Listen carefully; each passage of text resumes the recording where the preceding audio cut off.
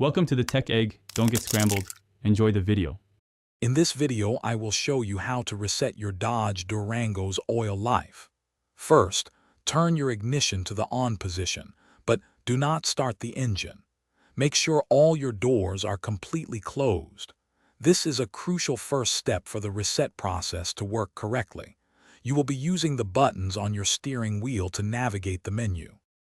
Next, use the up and down arrow buttons on your steering wheel to scroll through the main menu options displayed on your instrument cluster.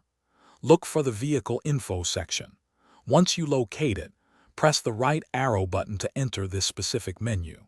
This will bring up various vehicle details, including your current oil life percentage. Hey everyone, if you're finding this video helpful, please take a moment to subscribe and give it a like. Quick recommendation. On another note, bring your space to life with the Echo Dot smart speaker. It's perfect for playing music or getting answers while you work on your car. Check the description below for the link and other great deals. Now let's get back to the video. Now, within the Vehicle Info menu, scroll down using the arrow buttons until you see the oil life display.